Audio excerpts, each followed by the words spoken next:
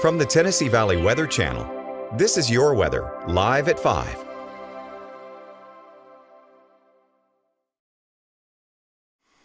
Well, all right, folks, good afternoon to you. Ben Luna here with you in the Home Weather Center, wishing you a fantastic Monday afternoon. It has been a long day, to say the least, and most of the weather team still trying to recover. That's why I'm coming to you from the house this evening. Fred Gossage, normally here, or in this case, live in the studio, but he is still getting some well-deserved rest. But I'm telling you, it was a busy night, busy morning across the area.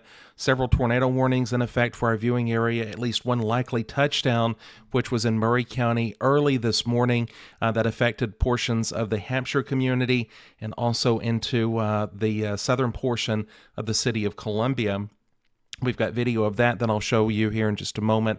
And then, of course, we'll take a look at our forecast that includes a little bit of back and forth as to what will be playing out as we head into the remainder of the work week. But at least we do get a break. We're finally in a brief dry pattern before our chances for rainfall return to the area as we head into the mid portion of the week and then on into toward the weekend. So with that said, let's hop right into it. Let's start with a look at that video that our own Sam Camp went out and shot earlier today. This is video from in and around the Columbia area.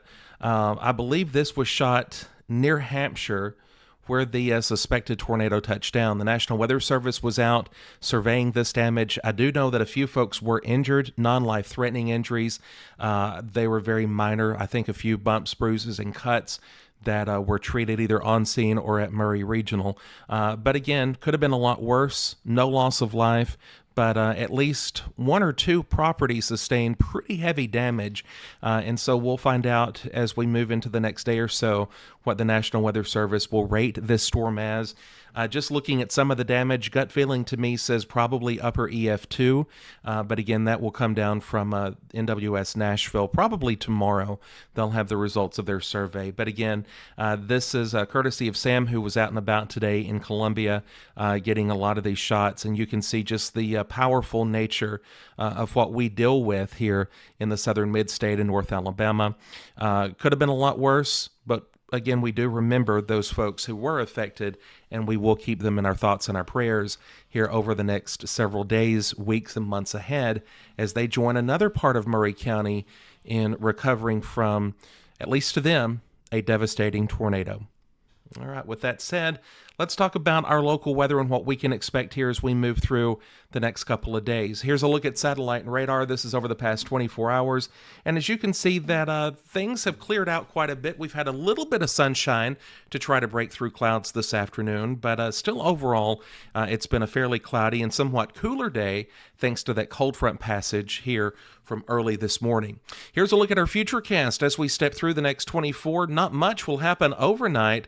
Temperatures will be on the cooler side, dropping into the low to mid 40s here for the early portion of Tuesday. Some folks in outlying areas could be in the upper 30s to start the day.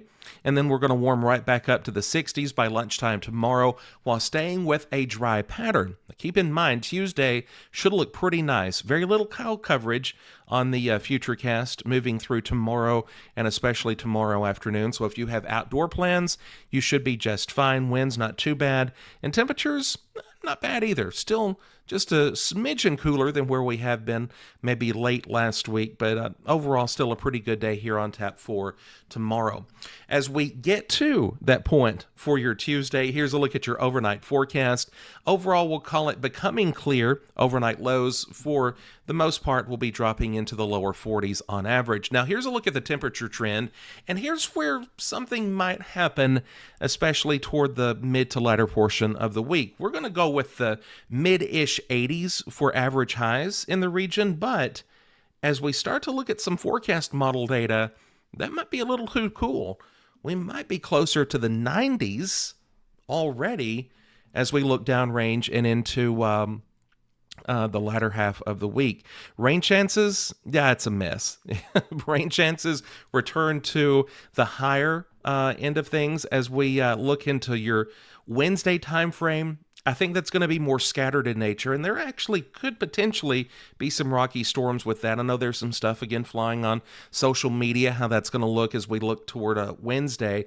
Talk about that in a second. But rain chances, once they start up by the midweek, they're going to linger all the way into the coming weekend, and that's because the storm system is going to stall out back out to the west. Here's the GFS model, and this is kind of handling the situation fairly well as we, again, put this into motion. Wednesday into Thursday, kind of a little bit of back and forth. The GFS wants to keep us with a chance for rain and storms close by. However, the Euro model is trying to bring in more storms to the Tennessee Valley region. So as we look into tomorrow's data, I think that's really going to clarify how that Wednesday event features for us locally.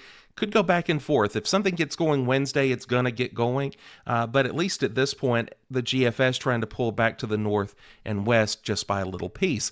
That won't last long. More scattered activity will be with us here for your Thursday, and a lot more of that moisture will find its way into the area Thursday afternoon, and then on toward Friday and Saturday, especially when that system finally becomes unstuck and pushes into the Tennessee Valley region, therefore continuing a greater rain and storm chance for the coming weekend. In the meantime, enjoy a terrific Tuesday. 71 for the high tomorrow.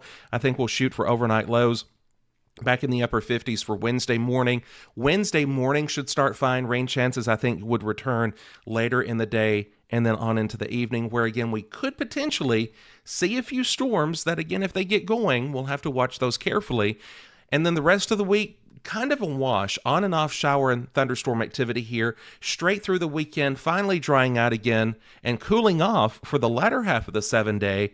They're back in the upper 60s on Sunday. The low 60s and the 30s make a return to the region here for Monday of next week. So we still have a very active weather pattern in the Tennessee Valley region. But you know what? We'll get you through it. We'll keep watching it for you, and we'll make sure that you are informed. A great way to do that, we have a few ways, and I should have loaded this graphic into the forecast, and knowing me, I completely forgot all about doing it.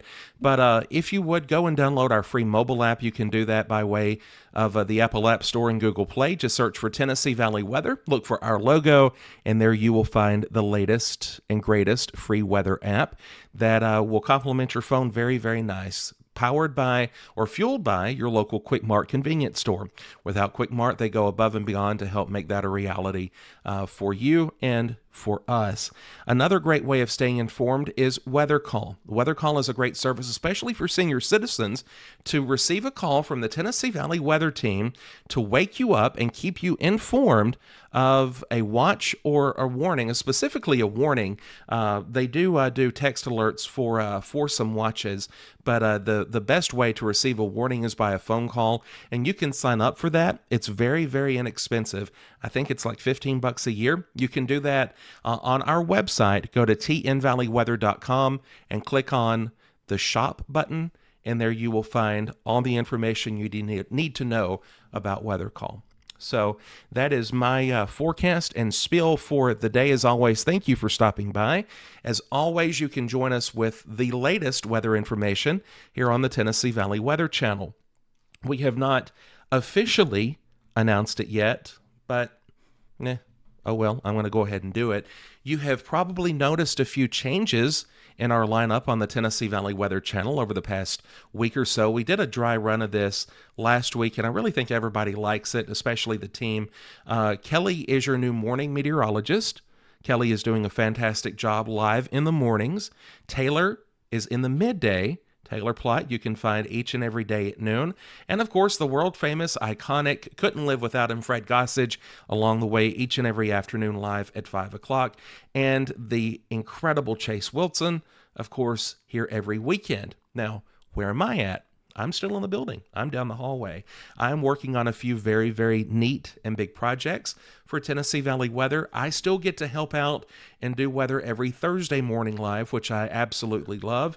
It works great with my schedule, Kelly's schedule as well. And so we do kind of pop out that day. But the other days of the week, I am working on some neat things to help keep you better informed and to grow what we are doing across the nation. And I'll leave it at that. Some big... You're watching the Tennessee Valley Weather. I certainly hope you have a very blessed and fantastic Monday evening. If you were up with us early this morning, do what we're going to do. Turn off the TV, turn off the computer, and go to bed early. I'm on my way there right now.